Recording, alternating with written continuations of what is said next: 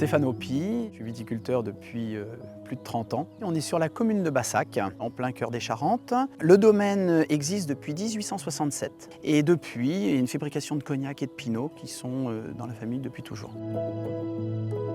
Le terroir charentais est bien adapté aux vins de distillation. La partie production se divise en plusieurs étapes. On a la période de la taille, du mois de décembre au mois de mars. Après la taille, on a tout ce qui est attachage et gourmandage, autour du mois de mars-avril.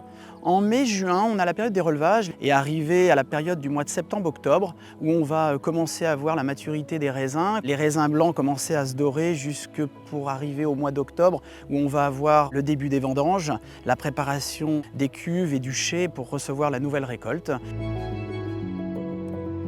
Suite à cela, on va laisser le vin se reposer pendant un mois et demi et courant décembre, on va commencer à distiller afin d'avoir une eau de vie des plus fines possibles.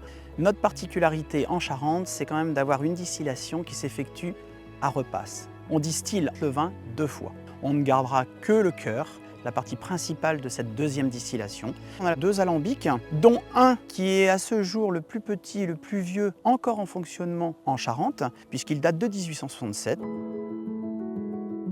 Toutes nos eaux de vie sont vieillies dans des fûts de petite capacité, afin d'obtenir un maximum d'arômes et de saveurs. Les chais que nous possédons au domaine sont souvent sur la terre battue, ce qui permet d'avoir une hygrométrie dans les chais beaucoup plus importante et d'avoir des eaux de vie beaucoup plus rondes. On doit faire des assemblages puisque bien sûr l'ensemble des chais sont différents. Pour retrouver les eaux de vie qui vont être les mieux vieillies, l'ensemble des opérations de fabrication et de vieillissement doivent se faire sur le domaine.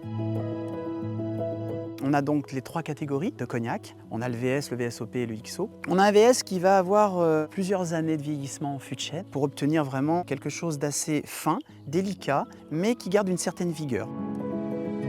Le VSOP, on va être sur des fûts qui vont être beaucoup plus petits, qui vont rester en fût beaucoup plus longtemps, qu'on va obtenir une couleur déjà beaucoup plus ambrée, un cognac un peu plus rond, un peu plus délicat. Le XO reste encore plus longtemps dans des fûts et obtenir des eaux de vie qui vont avoir une complexité et une richesse beaucoup plus importantes. On aura une couleur ambrée, légèrement orangée et qui vont donner des arômes d'abricots secs, de fruits confits, de vanille et de réglisse, des eaux de vie très délicates.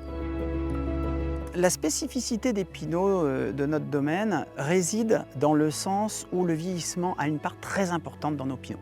Les pinots sont vieillis uniquement en fût, qui permettent d'avoir une concentration des arômes. Les pinots vieux ont minimum 6 à 7, 8 ans d'âge, et les pinots très vieux ont au-delà de 15 ans d'âge. Le pinot rouge, le pinot blanc, les deux ont leur particularité. On va être beaucoup plus sur du miel, de la vanille sur les pinots blancs, avec un côté floral, alors que sur les pinots rouges, on va être sur un côté confituré, un côté fruits confits, pruneaux, cassis.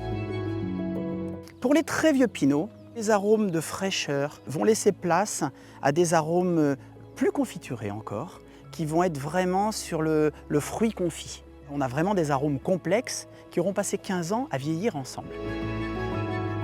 Il y a toujours un petit moment pour pouvoir déguster un bon chocolat noir avec une eau de vie très vieille à l'intérieur qui permet d'avoir tous les arômes de l'amertume du chocolat, sans sucre, avec toute la complexité d'un très vieux cognac.